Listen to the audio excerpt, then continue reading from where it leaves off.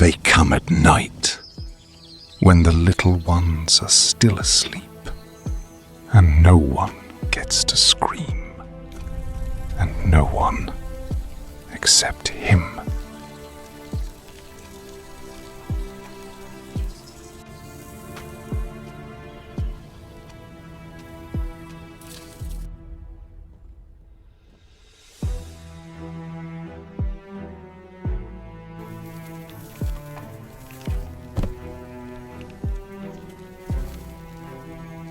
We moved away from people, tried to build something.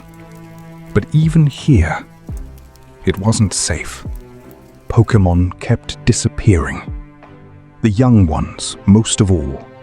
5 in one night.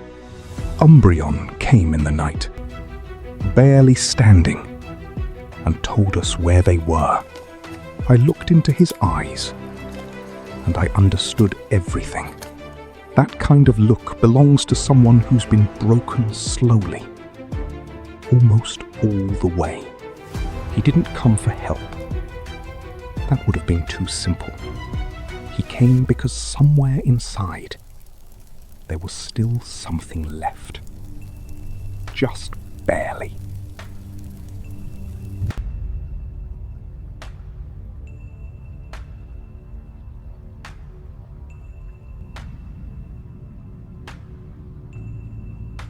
I need workers for the mines. Durable, silent.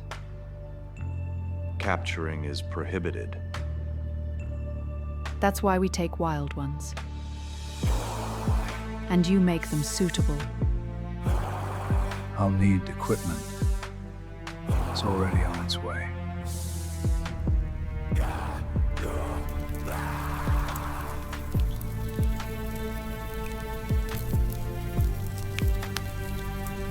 There are so many of them in that mine. Dozens of babies. Eevee, Charmander. Some of them are so small they can barely walk. They just lie there in the cages. 5 from the eastern forest, plus the ones they took before. And that Kinkong. Have you seen him? Only the tracks. I saw him. Through the fence. He doesn't scream. At all. They broke something inside him. And now he just obeys. I could have become like that if I hadn't run away. How many more cubs have to go through this? What is this? An apple? I can see it's an apple. I've seen this somewhere before. It was deep into the night. The mine complex loomed in the rocks, floodlights cutting through the darkness. The 3 of them moved like shadows: Greninja, Charizard, and Umbreon. Greninja gave the orders in a whisper. Umbreon slipped off to the right to kill the lights. Charizard stayed with him. Inside the huge hall, he was waiting. Kinkong, massive, covered in armor, red eyes, that blinking control helmet on his head. Just standing there, like a machine. The guards spotted them. Alarm screamed. Charizard hit him with everything he had. Flamethrower straight at the chest. Sparks flew, but the armor held. Kinkong swung one massive fist. Charizard went down hard. Greninja fought like a demon, jumping from guard to guard. But Kinkong kept coming. Slow, unstoppable. Then the lights started dying, one by one. Umbreon emerged from the darkness.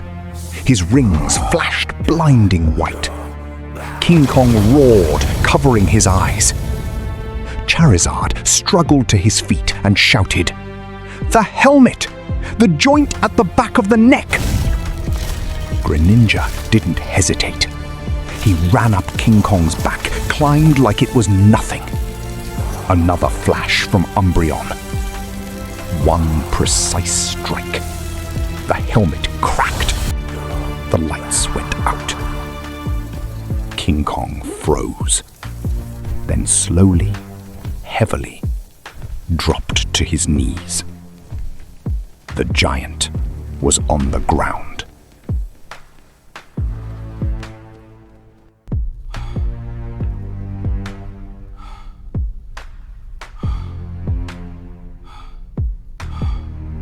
He was on his knees, staring at his own hands, clenching and unclenching his fists.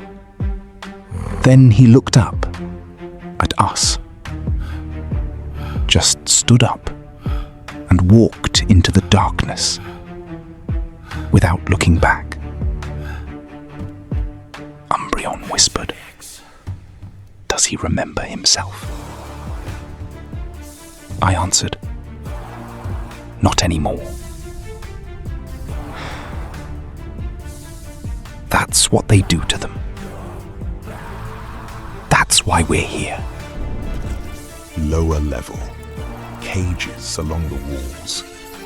Tiny, scared Eevee and Charmander cubs huddled together. Umbreon opened the first cage. One dark little Eevee looked at him with huge eyes. "Come out. No one will touch you," he said quietly. The baby ran out and pressed against him. Umbreon froze, then carefully wrapped his paw around it. In that moment, we all understood why we're here.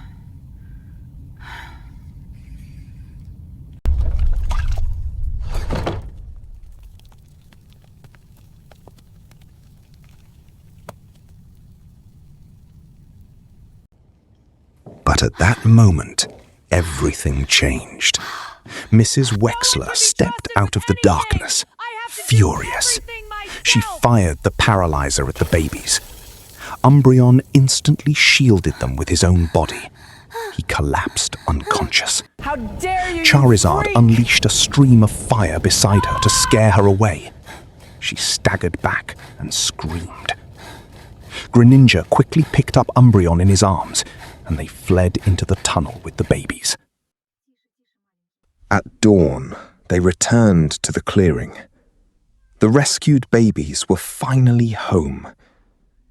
Umbreon lay unconscious, but the little dark Eevee never left his side. Greninja stood silently, watching him with quiet pride. Charizard placed a paw on his shoulder. "He held up well," Greninja said. Umbreon's eyelids twitched slightly, and his rings glowed calm and steady. Greninja nodded, as if saying goodbye, and disappeared into the forest. Alone, as always.